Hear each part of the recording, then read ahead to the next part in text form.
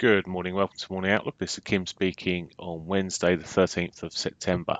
So looking at the euro dollar first, and well, yesterday we saw a slight move down, but ended up in a little doji candle, hammerish candle sitting into its daily 8, but still to me looks like, well, bear flag sort of territory at the moment from a 4-hourly perspective, and we have got the daily pivot underneath us, so there may be a drawdown at least this morning.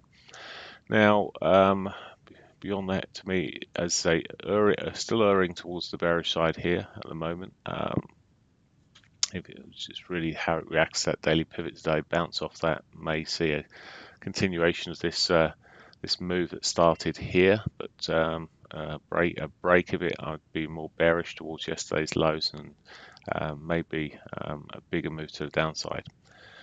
So bearish favour at the moment. The pound.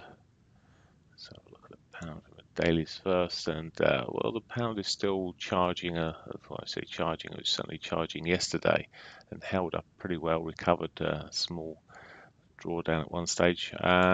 It's now pushing up there and slowing up on this 4-hourly chart. You can see this sort of speed and move. It's the size of the candles reducing there, but all the same looking relatively strong, which may lead me into this morning's news, which is pound related. It's the main news today.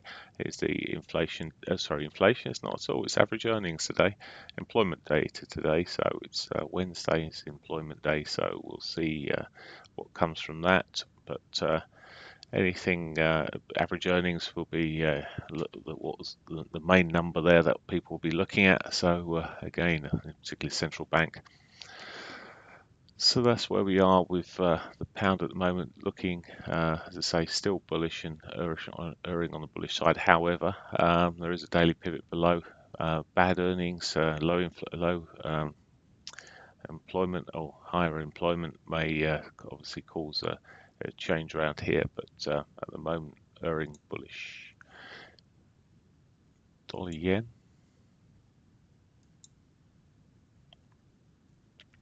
So dollar yen, nice bullish pivot swing leading into yesterday. Yesterday pushed up, continued in that mode eventually. It looked a bit uncertain at one time, but it's pushing up. Today, just stalling at the moment.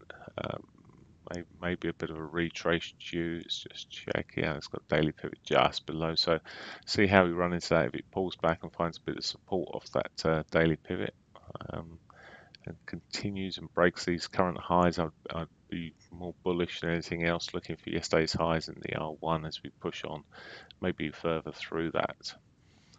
Steady move up until now, and hardly a retrace, so we may get a bit more of a retrace. If it did, well, maybe looking for, if it does break through the pivot there, watching for the 34 and 50 MAs for targets.